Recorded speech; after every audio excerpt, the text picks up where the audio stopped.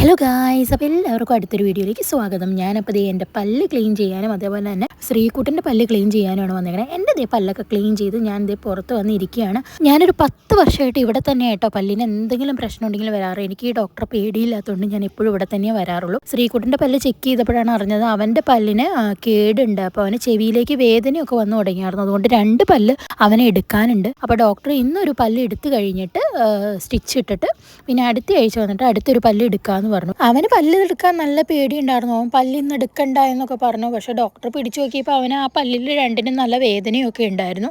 പിന്നെ ഞാൻ വിചാരിച്ചു ഇന്ന് തന്നെ പല്ലെടുക്കാം. കാരണം വച്ചുകൊണ്ടിരുന്നാൽ പിന്നെയും വേദന കൂടി കേടാവൽ അങ്ങ് ഉള്ളിലേക്ക് പോയി കഴിഞ്ഞാൽ പിന്നെ ഭയങ്കര പാടായിരിക്കില്ലേ. അതുകൊണ്ട് തന്നെ ഞങ്ങൾ പല്ലെടുക്കാമെന്ന് വിചാരിച്ചു. അപ്പോൾ ആദ്യം ഒരു പല്ല് എടുത്തു കഴിഞ്ഞിട്ട് പിന്നെ അടുത്ത ആഴ്ച വന്നിട്ട് അതിൻ്റെ സ്റ്റിച്ച് വെട്ടിയിട്ട് വേണം പിന്നെ അടുത്ത പല്ലെടുക്കാൻ വേണ്ടിയിട്ട്. അപ്പോൾ അങ്ങനെ ആദ്യം മരവിപ്പിച്ച് പിന്നെ പുറത്ത് വെയിറ്റ് ചെയ്തിരുന്ന് അത് പല്ലിൻ്റെ അവിടെയൊക്കെ ഒന്ന് മരവിച്ച് കഴിഞ്ഞിട്ടാണ് ഉള്ളിലേക്ക് കയറി പല്ലൊക്കെ എടുത്തു. അങ്ങനെ പല്ലൊക്കെ എടുത്തു കഴിഞ്ഞ് പിന്നെ ഞങ്ങൾ രണ്ടുപേരും അവിടുന്ന് ഇറങ്ങി. കാരണം കുറച്ച് മരുന്നും കൂടെ വാങ്ങിക്കാൻ തന്നിട്ടുണ്ടായിരുന്നു, പെയിൻ കില്ലറൊക്കെ. ഞങ്ങൾ നേരെ മെഡിക്കൽ സ്റ്റോറിൽ പോയി അവിടുന്ന് പെയിൻ കില്ലറൊക്കെ വാങ്ങിച്ചു. പിന്നെ അത് കഴിഞ്ഞിട്ട് വീട്ടിലേക്കുള്ള പച്ചക്കറി വാങ്ങാനായിട്ടൊരു പച്ചക്കറി കടയിൽ കയറി.